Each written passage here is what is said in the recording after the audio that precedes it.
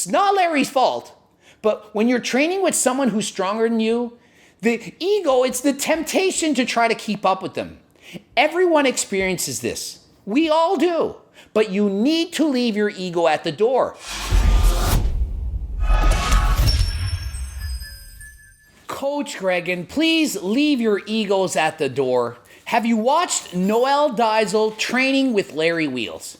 He almost suffered a career-ending injury. And for what? Trying to keep up with the strength of Larry Wheels. Who the heck is as strong as Larry Wheels? We're going to go over this video and I'm going to explain what he should have done. And it just goes to show how much pressure there is to try to keep up with your partner. I see it all the time. People lifting weights with someone else. Happens when I train with others. They think they have to lift the same weights as me. So it's my hopes in making this video that you'll learn something and use your head. You don't want to suffer injuries like this. They are unnecessary and avoidable. So Noel's meeting up with Larry for the first time and they're about to perform the front squat. He says, I haven't done these in a while, and Larry explains the bar is real slippery. It's very whippy, it's very hard exercise to do. So we should probably be careful, right? Well, try not to train with several top bodybuilders. They like to pre-exhaust themselves in the very beginning, so they can't lift as heavy as they'd like to. And Noel, who's an IFBB Pro bodybuilder himself, asked Larry, you train with a lot of bodybuilders, how do they train? Do they train really heavy? Does the weight really matter? Or is it more how the weight feels? And Larry quickly points out it's not about the weight on the bar. That doesn't matter. It doesn't matter. And so they're literally talking about this before they even start the lift. This is called foreshadowing. We're showing something before it's about to happen. Can you guess what's going to happen? Do you think they're going to lift light weights with good form? Or the exact opposite? And consider that Noel is shredded. He's very lean right now, so more likely to get injured. The fact that he's dieting, has low body fat levels, hasn't done this exercise in a while, and the bar is slippery, does that sound like you should be going for 1 rep maxes and PRs? So this is a off-brand bar. It's very slippery. A Chinese bar. Yes, they flex a lot. Talking about instability. And 2, the knurling is very poor. And off-brand Chinese bar stocks plummet after Larry Wheels and Noel Dyezel talk about them. I mean, remember when Zion Williams slipped on his shoes? Remember the stocks of that going down? Who's gonna buy these bars after this? I haven't done front squats in several months. Same. Awesome. So we should enjoy this properly. And both of them haven't done front squats in several months. But hey, let's throw on as much weight as we can and hope we don't get injured. And happy to see they don't just go right to the heavy weights. They are in fact warming up. But they're not warming up with very much control. I would much rather see higher reps done with slower and controlled form. Go slower on the eccentric, power up the concentric, and take your time. You haven't done this exercise in months. Why not really focus on proper exercise technique with lighter weights? 5 reps on the first set, I would say at a minimum 10, but preferably 15 or 20 reps. You want to warm up the hips, get used to the exercise, and get a feel for this brand new slippery bar that Larry went on to say is very dangerous. I can't believe they're doing this. Like, it's just mind-blowing to me. So in case you're a novice, beginner, intermediate lifter, this is an advanced IFBB Pro, highly knowledgeable professional bodybuilder. And he still makes mistakes lifting too much weight, progressing too fast. So I urge you, leave your egos at the door. It's not how much you're lifting, but how the weight feels using great technique. I mean, if he was a power lifter, Olympic lifter, I could understand lifting really heavy weights, going for 1 rep maxes. But it's a dieting, competitive bodybuilder with low body fat percentages, and that is the worst time, the most susceptible time to get injured. The squat mobility? Look, I'm focusing a lot on stretching. I had a problem with my lower back, which I found was coming from my hips. And Noel's talking about the pains he's having in the lower back. He's slightly injured. He's trying to work around it. Does that sound like somebody who should be lifting really heavy weights on an exercise he hasn't done in months? You need to adhere to your body's warning signs. If you're injured, you tweaked something, you're not feeling quite right, it is the last time you try to go for a 1 rep max on any exercise. Absolutely never static pre-training. After, it's okay. And if you do too much static stretching, you lose some of that spring and that explosiveness. And studies do confirm this. If you stretch a muscle too much before lifting, it actually limits your strength. The stretch reflex, it's not as well activated. So my advice is to warm up, get a good warm up in, but don't do a bunch of static stretching. Save the static stretching for after your workout. If you don't have good joint mobility, you're not very flexible, you should stretch. And the best time to stretch is after a workout when your muscles have been trained and are very warm. And check out the size of the quads on friggin' Noel Dyezel. Do you see this guy? Did you know he had that kind of muscle? But he's got 2 plates aside, about 220 pounds for 3 reps on a warm-up set. Hasn't done this exercise in months. If you haven't done an exercise in months and your body's a little sore, a little tweaked, you don't want to be doing sets of 5, then a set of 3 as a warm-up. You got to get those reps up. Had he had done 15 reps on the first set, 12 on the second, he would be much more warmed up. Get a better feel of the bar. How does it feel? How is his form? Perhaps squat a little bit lower. He's cutting these reps a bit high. Maybe he doesn't have the hip flexibility, but these are 3/4 squats at best. So should he really be jumping this heavy in weight and doing very low reps? I don't think so. This is a recipe for an injury. And Larry waits 3 plates aside for 1 rep below parallel like it's nothing. But it's Larry Wheels. He hasn't done this exercise in months. It's Larry Wheels. And so what does Noel do?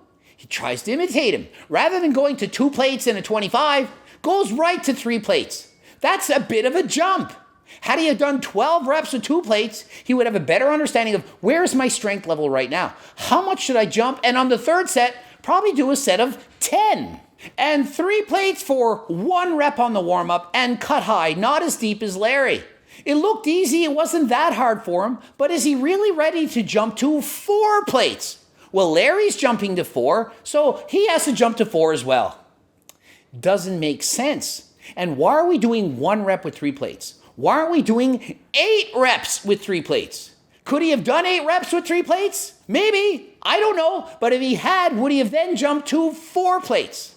And even if he did jump to 4 plates, which I believe is too much, he would at least have a better feel for the bar, for the weight, to get his elbows up on the front squat.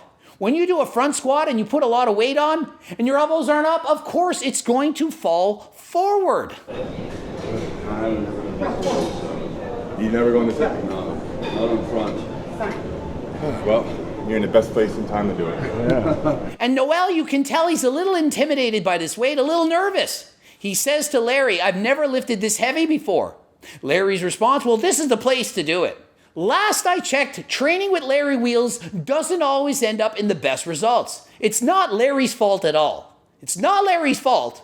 But when you're training with someone who's stronger than you, the ego, it's the temptation to try to keep up with them. Everyone experiences this. We all do. But you need to leave your ego at the door. Brace.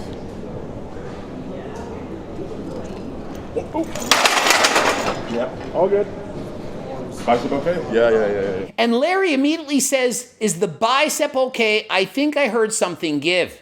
And he's checking himself up, and trust me, sometimes you're doing a lift and you get hurt a little bit and you don't want to embarrass yourself. You don't want to say anything. Then later on you found you tore a muscle or broke a bone. Happens all the time. So as they're lifting, Larry's giving him some time, checking him out, saying, are you okay? Are you sure you're okay? But nothing tore, nothing just... No. Okay. Good. Just the elbows kind of came in. Oh, shit. And so imagine how lucky he is right now. This easily could have been much worse. He very easily could have torn a bicep. So when you're training with a partner, or if the camera's rolling, please leave your ego at the door. We've seen this not end well for other people. Remember Caleb Von Monger doing bicep curls with Chris Bumstead? Yeah, let's curl 400 pounds. How did that turn out? One tore his bicep, other got lucky, nothing happened. Remember when Larry was spotting Ryan and he tore his pec? Watch that again. That could easily be you, and it easily could have happened in this situation. Please leave your ego at the door. So try. I know what my max is now. 100%, yeah. And Noel says, well, I know what my 1 rep max is. Well, frankly, he doesn't. He hasn't gained much information other than knowing that with poor form, he can't squat 4 plates. We don't know what he can actually squat. He did 3 plates, not to parallel, and was able to do that quite effectively. But maybe he could have done 3 plates in a 10 on each side. Maybe 3 plates in a 25. We don't know. So when you're going for a 1 rep max, if you do decide to do it, please make smaller jumps. Yeah, but even still, I would go 3 in a 10, because that was a large jump if you haven't done it before. Yeah. Larry knew this, but it's not him to tell other people what to lift. It's up to you in the end to decide what you will or won't do. Whether it's putting too much weight on the bar, using or not using PDs, whatever decision you make, that's on you. Lucky for Noel, it ended well, but what the hell? And notice after this, Noel doing the hack squat with perfect technique with lighter weights. You can see just how shredded he really is, vascularity, cuts, definition throughout his legs, and going slower on the eccentric, really going through a proper range of motion and feeling the muscle work. Exactly what he should have been doing during the hack squat. And I read through all the comments, and one really stuck out to me, and I want to read it to you. And it's not to embarrass the person, but to show everyone what not to do. All respect to Noel for his fearless approach to a heavy front squat. You can tell by his first set that he doesn't front squat much, so for him to still attempt 4 plates is brave. I would have done the same thing. I'd rather fail trying than not doing it at all. Love that shit. I understand what you're saying, that it takes courage and guts to attempt something you might not be able to do, but that is not the way to bodybuild, and it is in fact a way to get injured. His knees were creaking and popping. He should have known better than that. I hope he didn't tear any ligaments in his left knee. I mean, frankly, I was more concerned with the biceps, but yeah, the knee as well. And so this is a great response. What are you going on about, dude? It's not brave. It's straight up dumb if you don't know your limits, especially if you've been training for a while. Failing with that kind of weight can lead to career-ending injuries. Remember Ryan Crowley when he attempted a 5-plate incline bench? Yeah, that was brave, wasn't it? And I'm sorry, but the truth can hurt sometimes. But I'd rather have people calling me out saying you shouldn't have done that, and people learning from these mistakes, than people pretend that it wasn't a dumb mistake. It was a dumb mistake. Hopefully he learned from it, and hopefully he never does it again. And obviously, all the people that watch from this can learn. Perhaps watching Noel do this front squat and fail will teach thousands not to do the same thing. This very well could save thousands of people from getting injured themselves. So although he did a dumb mistake, we all make dumb mistakes, but please don't let that be you. I'm not telling you to not train hard. I'm telling you to train smart. Ending it here. GregDoucette.com for coaching. Greg Doucette IPE Pro. Please watch the Bloops Harder Than Last Time supplements, including Turkesterone, cookbooks, training books, coaching plans by me and my team. Subscribe, click the bell button, and until next time, I am out.